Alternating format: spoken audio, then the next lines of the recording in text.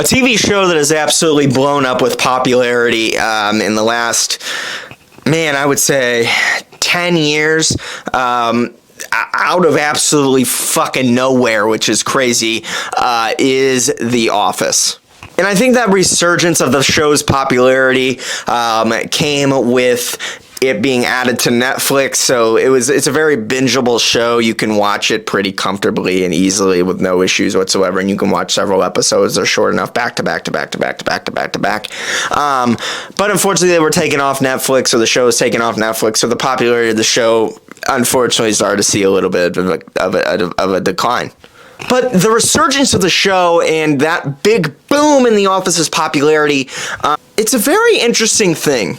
I live in St. Louis, so I live around Jenna Fisher, and I live around the actor that plays, oh my fucking God, brain fart. Phyllis, good God almighty. I met Phyllis at a True Value once. That was pretty cool. But The Office was filmed at a time where Steve Carell, who's one of the most popular actors in the world, he wasn't popular. You know, the 40-year-old version is where he kind of got his start. But that wasn't until season 2 of the show. Rainn Wilson wasn't as popular. Jenna Fisher wasn't as popular. John Krasinski starting to get a lot more popular in this day and age, is becoming a phenomenal director, as well as starring in great things like fucking A Quiet Place, which are great films, phenomenal films, and also the show that he does. It's an Amazon show. It's Jack Ryan. He's in the Tom Clancy Jack Ryan show, and that's great too. And John Krasinski he was Mr. Fantastic, which is great, and why they seem to have casted Pedro Pascal to be the new Mr. Fantastic instead of John Krasinski. I'm kind of pissed at that, but whatever. Anyways, the show's resurgence made these actors even more popular than they already were after the show originally ended, and that's pretty cool. That's awesome to see.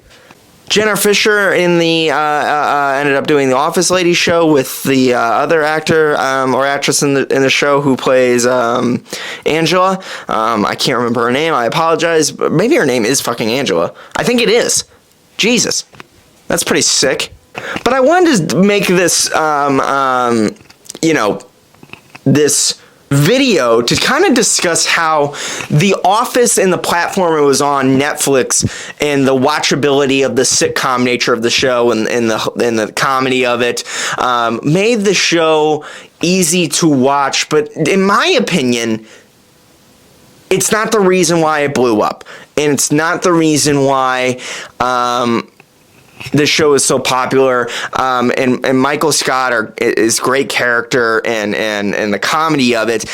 It's so much more than a sitcom, in my opinion. To me, The Office does something incredibly special that makes it stand up to iconic things such as Seinfeld and Friends, that make it so much more to make it as popular as it is today.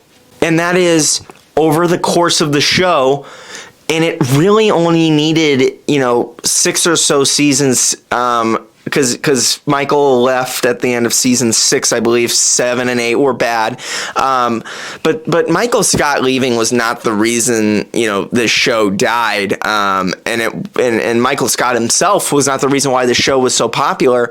What made this show popular is, and what they did so well over the course of the first 3 or 4 seasons, were build their characters and their motivations and what make them interesting so incredibly well. Michael Scott is an incredibly hilarious, brain dead character, but he's so compassionate, and he is alone, and all he wants is a family, and that's why he cares about The Office so much. Rainn Wilson, Dwight Schrute, he is jokey, he is sarcastic, he's a bit of a dick, but deep down, there's that feeling of loyalty and friendship, and you get the feeling, and as an audience member, you spend so much time with these characters in The Office, and you get to see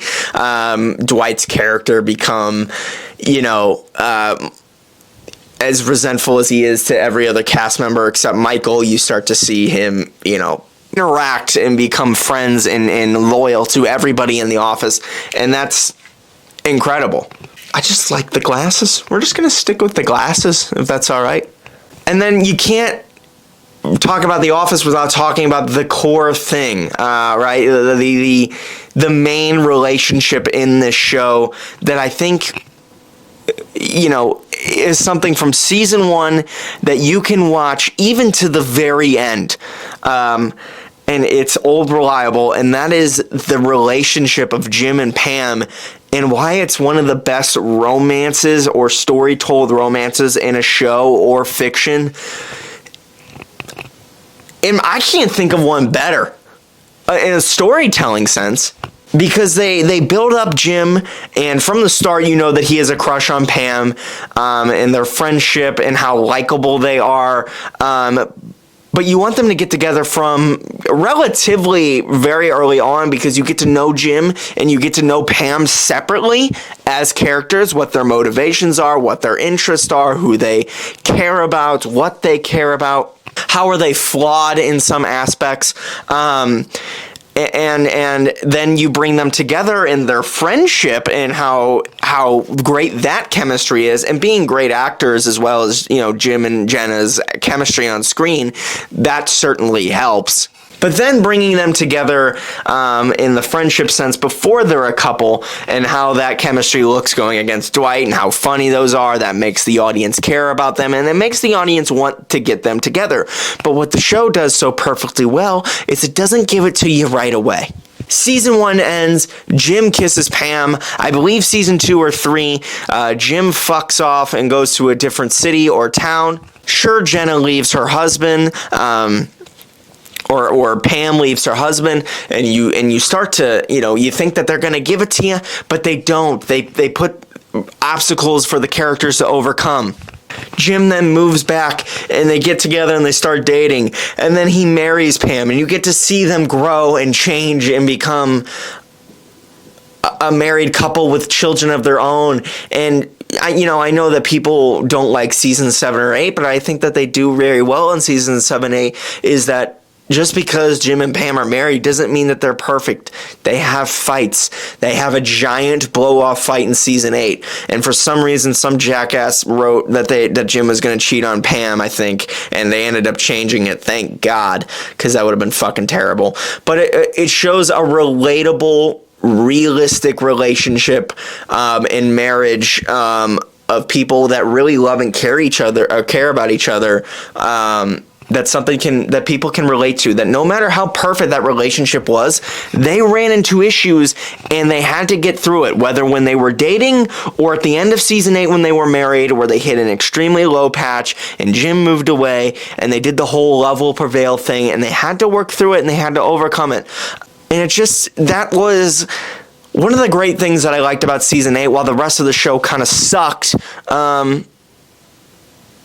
That was something that was so consistent throughout this entire series that stayed phenomenal.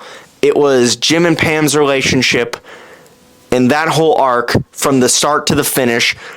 But even that as itself as a character and a story driver, what makes The Office so much more than a sitcom is its ability to storytell and character build above all else. That when it was time to become more serious and not make as many jokes, and when shit hit the fan in this show, you cared because you cared about the characters.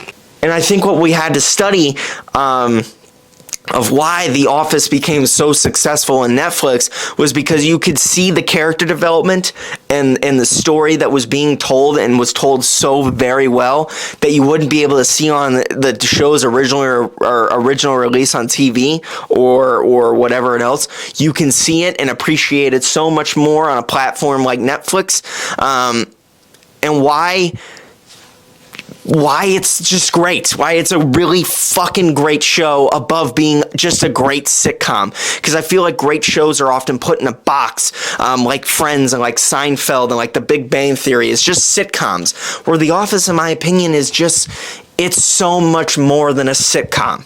it's goofy and it's dumb for sure, but often things are that they can be silly and goofy and dumb and can be so much more, and that's why it's successful. I believe The Office is on Peacock today, and while it certainly hasn't fizzled out completely, because you can still stream it and watch it that same exact way that you did on Netflix. Netflix holds like 50 or 60% of the market share in the streaming service industry, or 40%. So of course the popularity won't be the same. But I guarantee you that if The Office was added back to Netflix today, skyrocket again, because just how great it was as a storytelling device and as a character development, and how it made the audience feel, and how it was able to be streamed on Netflix. And I think that that's something that every storyteller should look to see how it's done. If you are focused on telling a story, you should look at The Office as an inspiration of character development. Because yeah, it's a silly, goofy, fucking stupid sitcom at its core.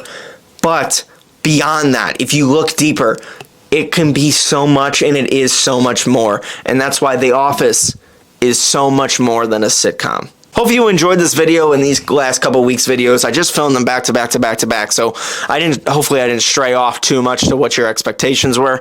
But you know, new mics, new cameras. Hopefully it looks good. Hopefully it sounds good. If it doesn't, we'll readjust and we'll fix it all. But yeah, well, I can't wait to see you guys next week for the next bunch of videos that come out, or the next video, whatever. And yeah, I'll see you on the next one. Make sure you like the video, subscribe to the channel. Peace, love, stream Forever Talking, and the new songs that are coming out. Just check the description. Don't be a bitch. Peace, love, adios. Bye-bye.